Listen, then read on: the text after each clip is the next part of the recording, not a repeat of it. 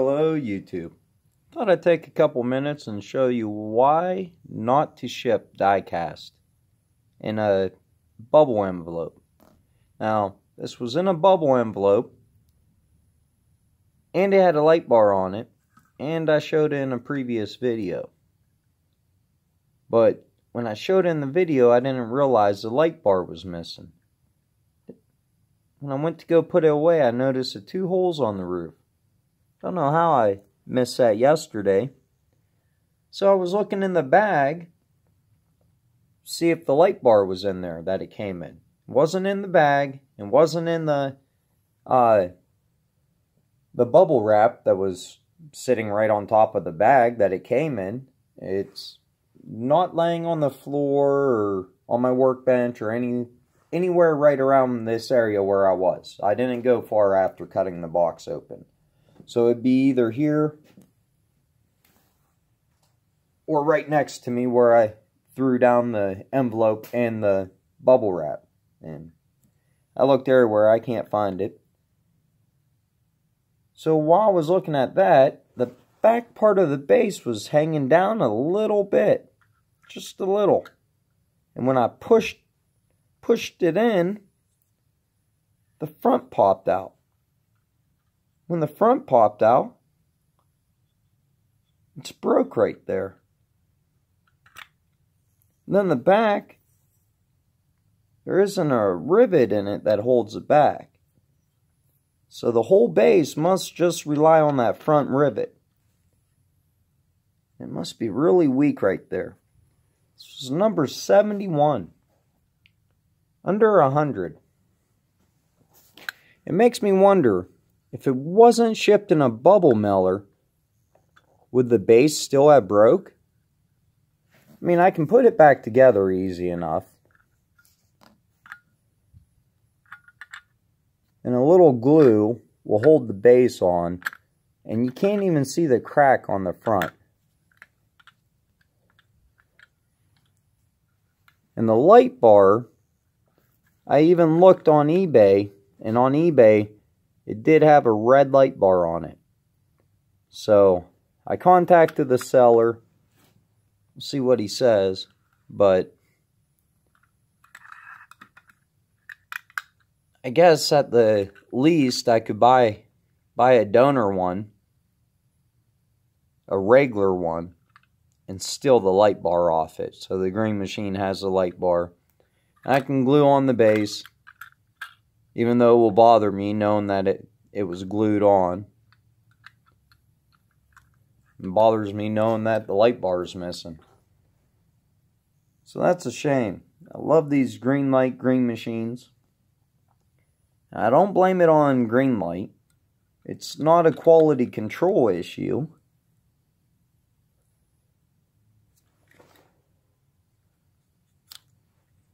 And whatever that was on the back wiped right off. Wasn't for me either. Because I really haven't touched this much. So, I'll see what the seller says. See if he gives me a partial refund or something. But all of a sudden, I'm having bad luck with the vans. And I can blame this one on Greenlight. Got a green machine van. And the white lettering's all worn off. Or not worn off, it wasn't printed on well. So I contacted the seller. And this wasn't a cheap green machine. And the only thing that they could offer me was a $5 rebate. A $5 refund. Where they said I could send it back. And if I send it back, I'll have to worry about if I'm going to be able to replace it. I'm trying to get all the green body green machines. So, I don't know what to do about that one. I hate to hang on to it when it's an error. I don't collect errors. I only believe the only errors are Hot Wheels. Anything else is a manufacturing flaw. You pay $5, $6 for a car, or $20, $30 for a car, you don't expect it to have any flaws. I don't anyways.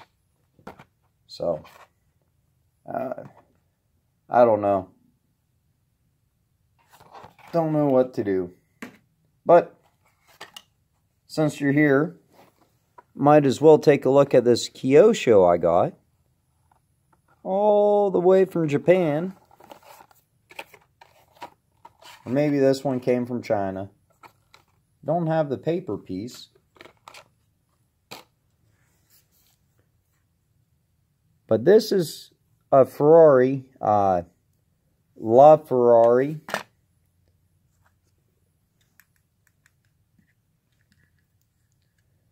But you can pick this up on eBay for about $7.99. Shipped from overseas.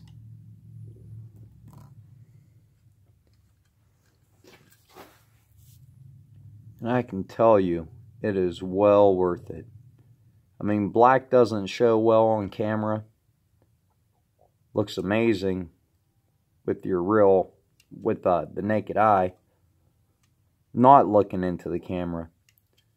But as soon as you put black on camera, it can't pick up on all the curves and all the details. Get the Ferrari symbol, the front pillar. Plastic mirrors that are really long. They're stuck out there pretty far. It's a stiff plastic. Got the engine. Not crazy on the detail on the engine, but get lens tail lights, tailpipes. Awesome detail.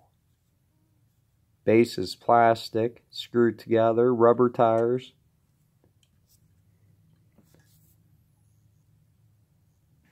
Awesome rims. And I always like looking at these foreign cars to see if they're right-hand drive or left-hand drive. This one is left-hand drive.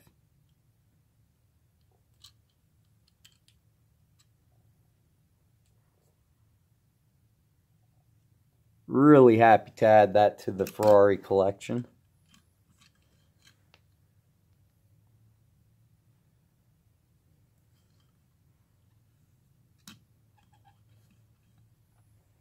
Well, that's all I got to show you right now. Mainly just wanted to show you this van. At least it has both its mirrors. I think they're part of the casting, so it'd be hard to mess them up. Well, please leave comments. Let me know if you've had a bad experience with something shipped through the mail. Doesn't happen very often, and most of the time when it's happened to me, I think only once or twice it was a post office fault. The rest of the time, it was always just the seller. They didn't package it well. So, whenever you sell a piece of diecast and ship it, it costs the same amount to ship a small box as it does a bubble mailer. Bubble mailer, the cheapest you can ship one's probably like $3.95. And the smallest flat rate, or the smallest, not flat rate box, but the smallest box costs about $3.50 to $4 to ship. So if you're shipping one loose piece of diecast, you can put it in a small box like that and ship it. Or you can put it in a box like this and ship it. That was $10 shipped from Japan.